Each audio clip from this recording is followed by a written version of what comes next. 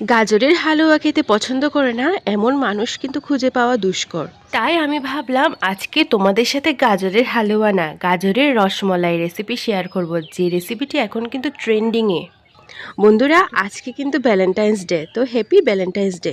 আর Valentine's ডেতে এই মিষ্টি রেসিপিটি শেয়ার করবো না তা কি হয়?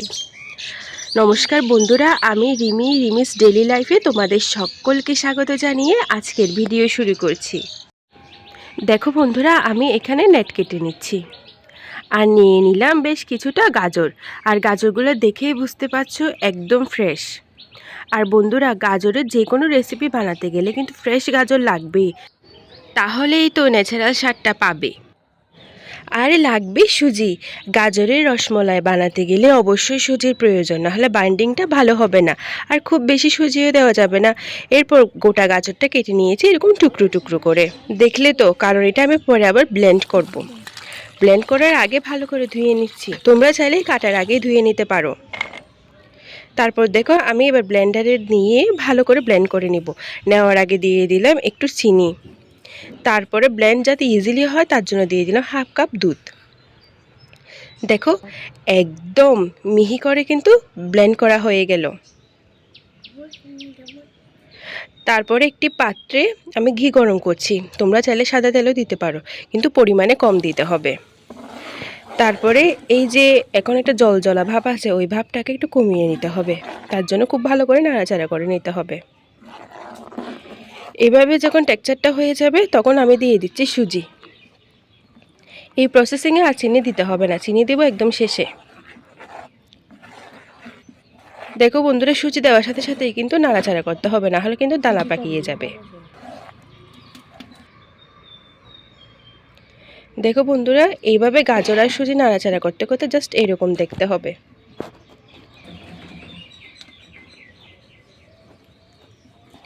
এরপরে খুব বেশি ঠান্ডা অথবা খুব বেশি গরম এরকম না, এই যে তোমার হাত ছোঁয়া অবস্থায় এভাবে মেখে নিয়ে রসমলাইয়ের আকারে করে নিতে হবে।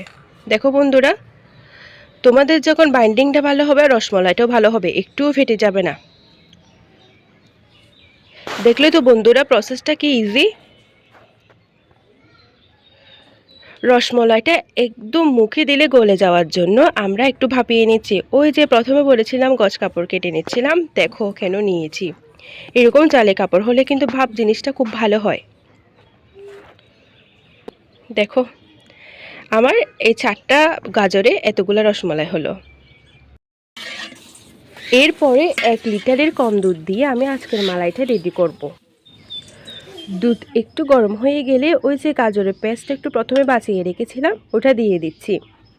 বন্ধুরা, আমি যে এই যে গাজরের পেস্টটা দিচ্ছি, যার কারণে জাফরান কিন্তু দিতে হবে না, এমনি ন্যাচারালি একটা খুব সুন্দর কালার চলে আসবে। তোমরা শুধু দেখতে থাকো।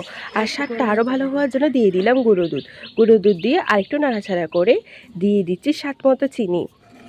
এক্ষেত্রে আমি 3 চামচ চিনির ব্যবহার করেছি। এরপরে নাড়াচাড়া করে নিচ্ছি। এদিকে দুধও ফুটছে আর ওদিকে কিন্তু আমার গাজরের রসমলাইগুলোও ভেপে উঠলো। দেখো বন্ধুরা, যখন গাজরের রসমালাই হয়ে যাবে এভাবে একটু চাপ দিয়ে দেখো, এরকমই হবে দেখতে। সুন্দর না? একটুই ফেটে যায়নি। এরপর রেডি করে রাখা মালাইয়ে আমি রসমালাইগুলো দিয়ে দিচ্ছি। দেখো, হালকা করে ফুটিয়ে নিয়েছি। কিছুক্ষণ রাখার পর দেখতে জাস্ট এইরকম হয়েছে।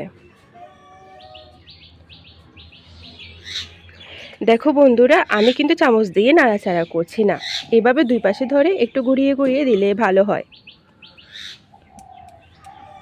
আর আজকের রেসিপিটি কেমন লাগলো অবশ্যই জানাবে। দেখে জিভে জল চলে আসছে না? বন্ধুরা, আমি এডিট করার সময় কিন্তু আবারও খেতে ইচ্ছে করছে। তো বন্ধুরা, তোমাদের যদি আমার আজকের রেসিপিটি ভালো লেগে থাকে অবশ্যই লাইক করবে, কমেন্ট করবে। আর তোমরা যারা নতুন আমার চ্যানেলটি অবশ্যই সাবস্ক্রাইব করে আমার পাশে থেকো। আর হ্যাঁ, পাশের বেল আইকনটি ক্লিক করতে ভুলো না। সারা বছর কিন্তু গাজর পাওয়া যায়, কিন্তু শীতকালের গাজরের স্বাদ আলাদাই।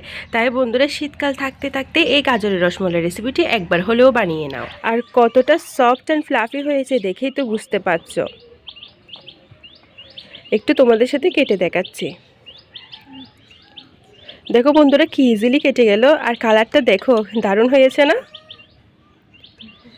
তো আজকে আমি প্রথমে খাইয়ে দিচ্ছি আমার ছোট ননদকে।